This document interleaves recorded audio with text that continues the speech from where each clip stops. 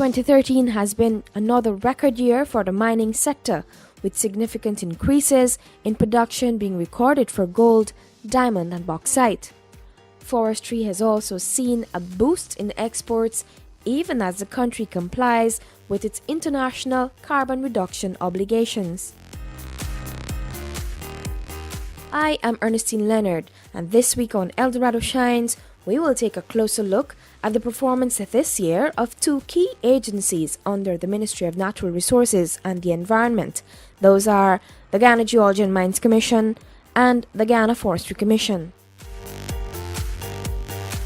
But first, let us take a look at the recent exchange in Parliament regarding the granting of permission for Geological and Geographical Survey, also called PGGS, to a company through the Ghana Geologian Mines Commission. Minister, there has recently been some publication in the newspapers about mining licenses, leases issued in the area of the New River Triangle, or in the contiguous areas to the New River Triangle. Would you be in a position to state if, in fact, mining leases were issued for lands in that area or in those areas, and if so, what were the considerations for the issue of these leases? As of 11:25 today, I'm advised by the manager of the Land Management Administration section, the GGMC, that no mining permit, license, or any permission be given for mining in the area that you have outlined. I want to make that categorical. What I do know, and I'm also being advised by the GGMC, is that there have been applications for persons to engage, and these applications are not being considered at this point in time until and unless we so have a policy direction of encouraging and allowing mining. The position of the government at this point in time is not to permit mining in that specific area, as you've so highlighted. Thank you very much, Minister. Is there, though, any permission leases or anything for any activity other than mining, say, for example, forestry or forestry concessions issued for in that area? I'm advised by the technical officer. Exploration.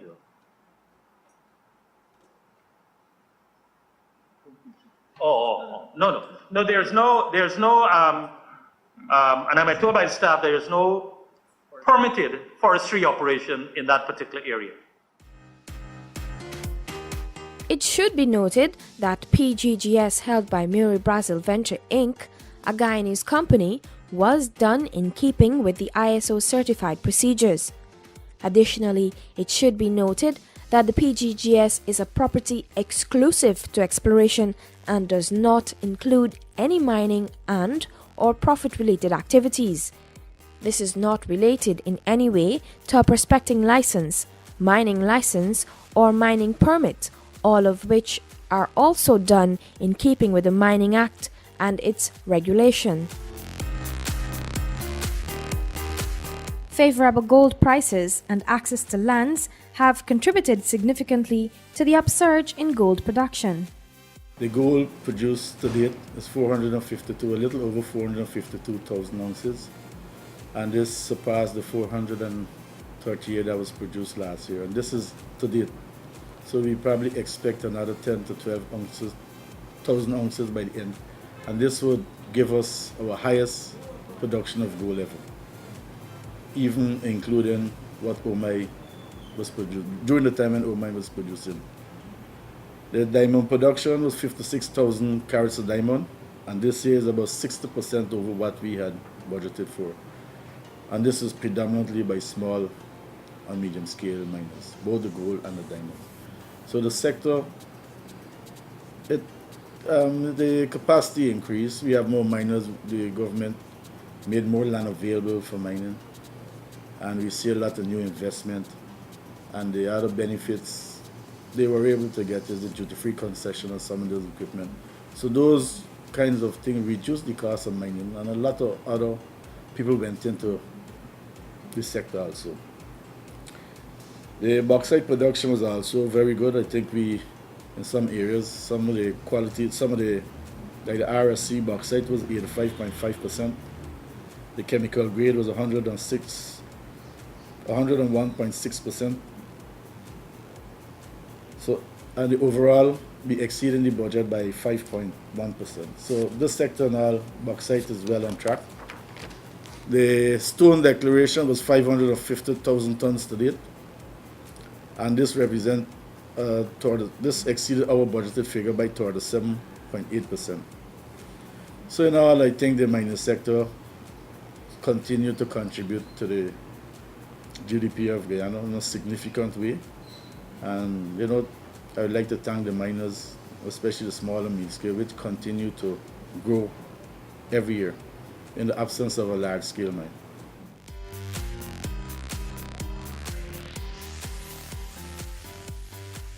Well, gold continued to carry a real, although the prices slumped in the past couple of months. The price is still favorable, and it's one of the sectors that people feel very safe and secure in investing in. Instead of all the other business, gold continues to be one that have a bigger attraction because of the price, and then a lot more mining lands are easily accessible.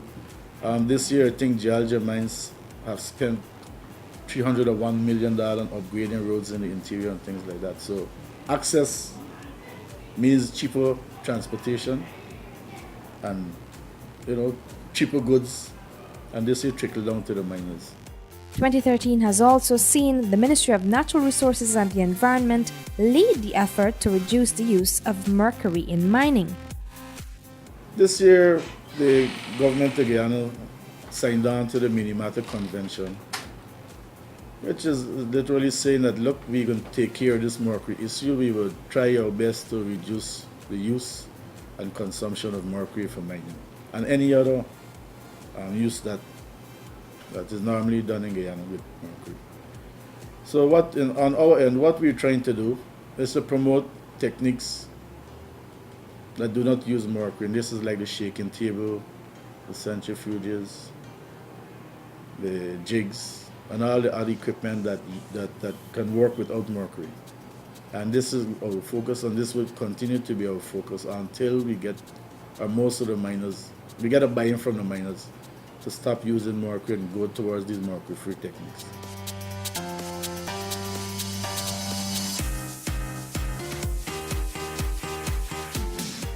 Well, we normally have joint operations with the Guyana Police, Tactical Service Unit of the police force.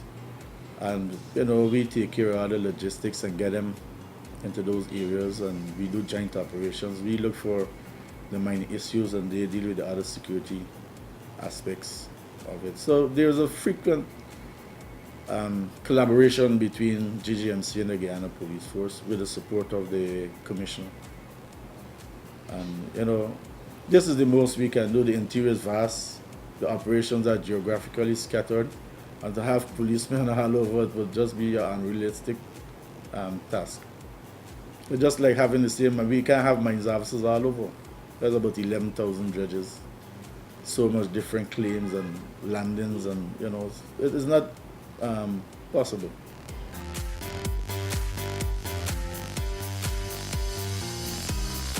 We get all the details from the Lands and Surveys Department, demarcating the Amerindian boundaries. And we would not issue any land in those boundaries. In fact, we have a system where persons who may have lands in that Amerindian title village are given an option to seek alternative lands outside of that for the same size. And we got this thing ongoing for a number of years now, just to ease the problems with people and the Amerindian villages, miners and the Amerindian villages. So our lottery was outside of the Amerindian village. So we're trying to set up a unit, we call it enforcement or a compliance unit, per se. This is different from the money laundering compliance unit. And they would monitor these operations via satellite images, and they will see exactly if persons are working on legitimate property or they're raiding, and we could deploy staff to make interventions directly. So the officers don't have to go to the field and looking for illegal operations. We would be able to do it from headquarters here. The other thing we're planning to do is extend our activities for the rehabilitation of mined out lands. This deforestation is a big issue. As you know, mines, you must clear the forest to mine, to have a safe mine. But the problem is that when this forest is cleared, nobody actually fix it back or leave it in a state where it can recover naturally. And we would focus on some of those techniques available and promote it and demonstrate it to the miners. And we would do also some of our own tests and see what can work where, and provide support for the miners in this regard.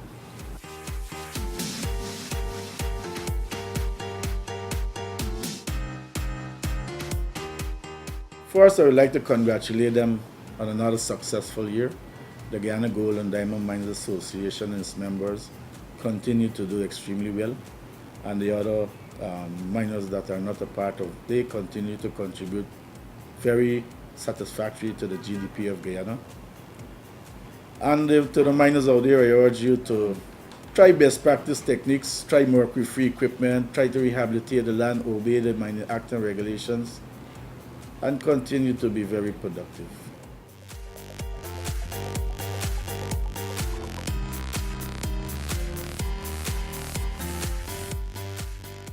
(2013) has been a fairly good year in terms of production, in particular for the forestry sector of Guyana.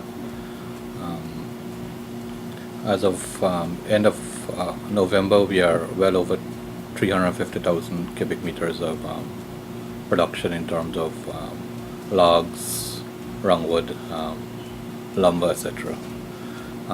With that in mind, we expect to be well over 400,000 cubic meters for 2013. From the projections, we estimate that it will be at least 20% over the last year figure, which is very well for the sector in 2013. There have been a number of factors that have resulted in this. The weather pattern has been fairly predictable for 2013. A lot of production coming from communities, forestry concessions, and also at the policy level through the ministry and the board. There have been, a lot of direct intervention at the policy level to aid the industry in terms of the productive capacity of the sector. So for 2013, we are pretty happy with the level of production that we project towards the end of this year, which will be well over 400,000 cubic meter. And as I said, at least over 20% of the last year figure. Also, there is a lot of local demand for forest produce in terms of, we know the housing industry is continuously being expanded, so there's a lot of local consumption of building materials within the country. Export, while it has not shown the same level of increases like production, it has remained stable compared to last year.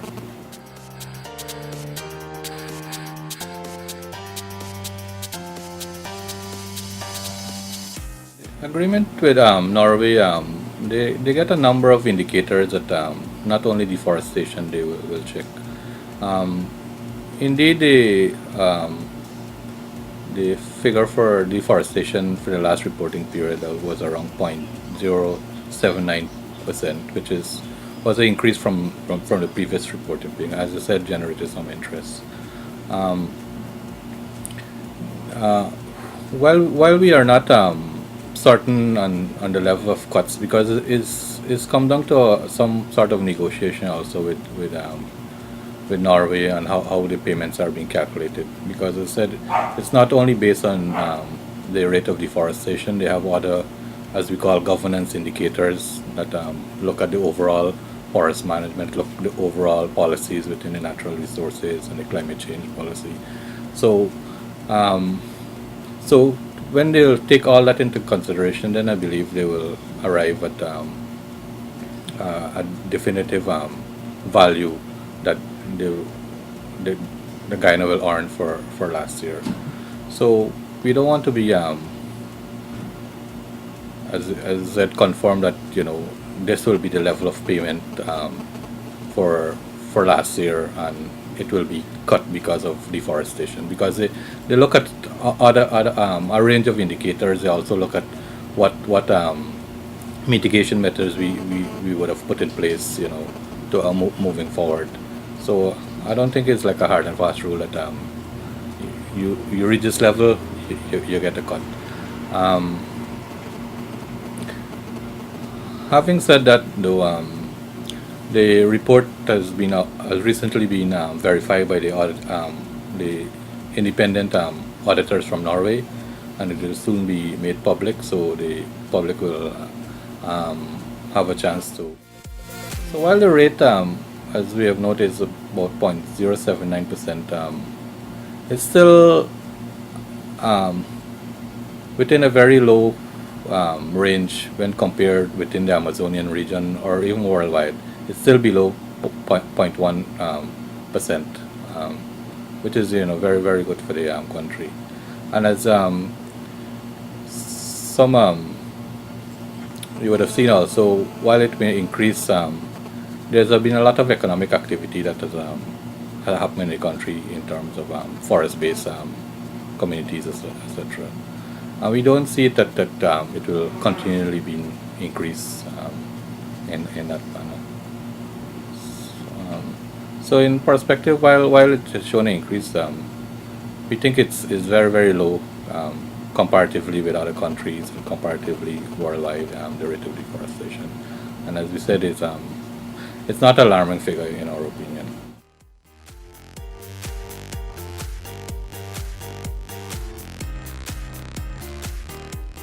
Well, GIS technology are continuously being used more and more in terms of monitoring the forest cover, because for last year we used 5-meter resolution, high resolution rapid eye satellite images to do a scoping of the entire forest cover to get the deforestation and the degradation. So that technology within the Ministry of Natural Resources, we have integrated GIS as we say laboratory that we continue to try to improve our GIS capacity, because not only forestry and mining and protected area, etc., is very very important, using those GIS technology to map the forest cover to see what's happening within the forest, because there's only so much physical presence you can have on the ground. So through the ministry, they are placing a lot of emphasis on using GIS technology to monitor the forests and to see where, as they call it, hotspot activities are happening, and to, so they could have real-time information. So it helps with the real-time information in feeding back to the office what's happening on the ground, instead of having continuous physical presence on the ground, which is important. But we need also the technology to, have real-time information to what's happening on the ground and to map the forest cover and what activity happening where, and so. It's a technology that the ministry with all agencies are wanted to prime on their agenda using GIS technology.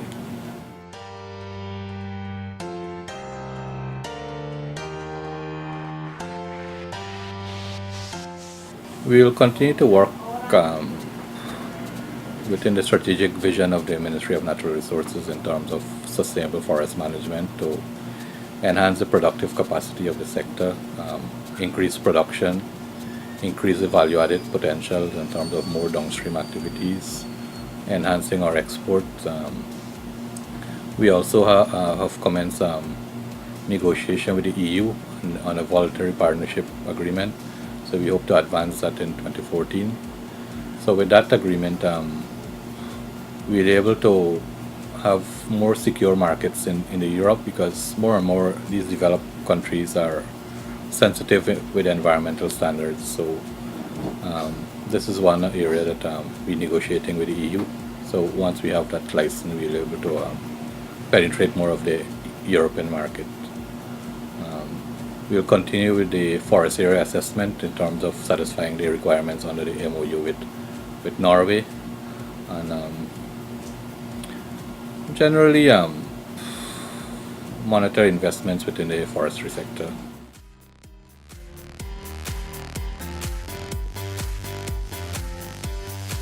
Did you know that the Guyana Geology and Mines Commission was created in 1979 from the Department of Geological Surveys and Mines, which itself was the successor to the Geological Survey of British Guyana?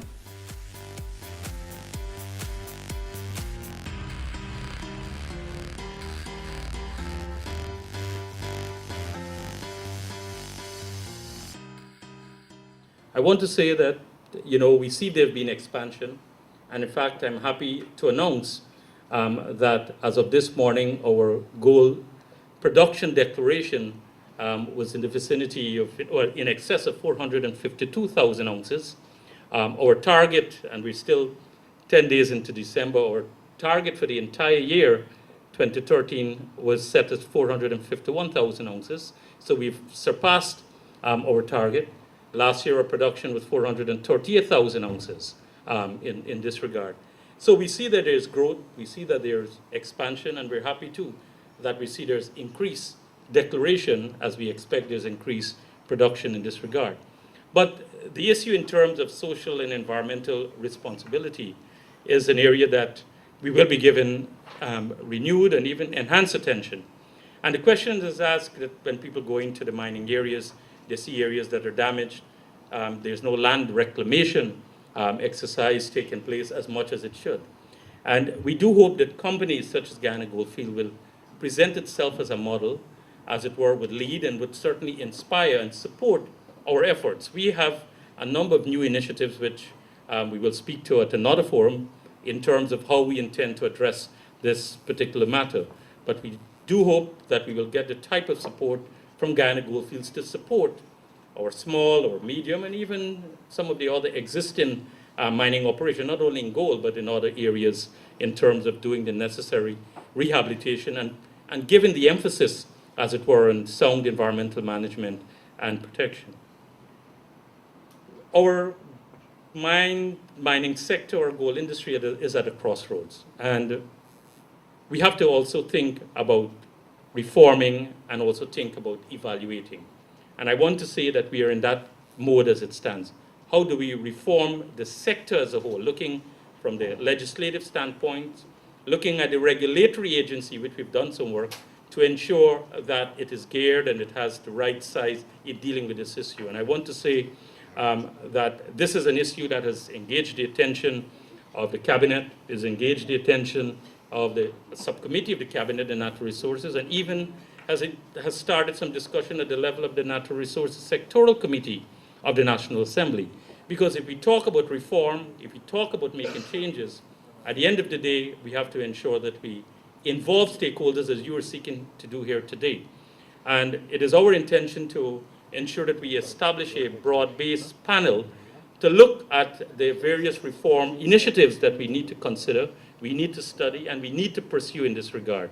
Because if we are not up to date and if we are not prepared, as it were, not only for today's challenges and opportunities, but also in the future, I think it will be severely lacking on our part in terms of fulfilling our responsibility. But I'm not trying to scare the investor, because I'm looking at Violet's face and she's trying to read what I mean about reform. The commitments that we've made, consistent with the mining license, and so we're not talking about reforming those, we're talking in terms of reforming the management of the sector and how it is that we can ensure that the governance aspect of the broad natural resources and environment sector, but particularly mining, that we take into account some of the pressing challenges and some of the pressing issues. Going forward too, we have to also look at diversification in terms of utilizing our resources. And as a nation, we've always been talking about the rich potential that we have. And we need to unleash the potential, especially in terms of developing and ensuring that our people and our country benefit from our resources. But we would not be able to do that if we sit on them and watch around. And that is where, in terms of giving incentives to both local, as well as creating an enabling environment for foreign investment is also important. And I want to speak to that issue because it seems as if every time there's an effort made to ensure that we attract some form of investment to move development forward, there are probably segments and elements in our society who take that to mean sell out, buy out, give out, or whatever terminology that is used. And our country will not be able to develop if we do not offer the enabling environment for local, as well as we live in a globalized world, to allow foreign investment to come in. And I want to stress that because sometimes due to lack of information and sometimes just out of sheer political mischief, there's sometimes attempts to misrepresent. And our government, we've made it absolutely clear that we're open for investment, local and foreign, we're not going to discriminate, but to create the necessary arrangements and facilitation so that our resources can be developed in a sustainable way, but in a way that it brings tremendous benefits to our people.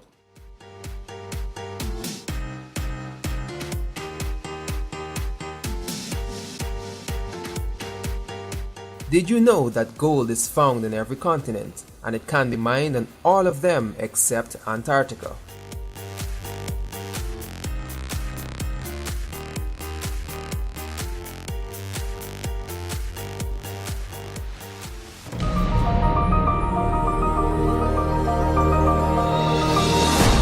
Welcome to Guyana, the gateway to South America.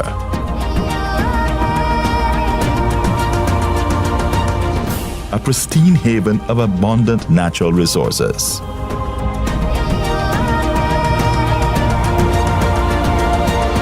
We are a nation born in sacrifice and enriched by our togetherness.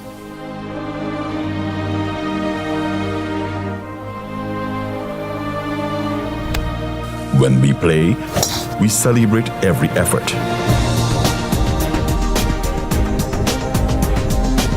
When we celebrate, we salute more than success.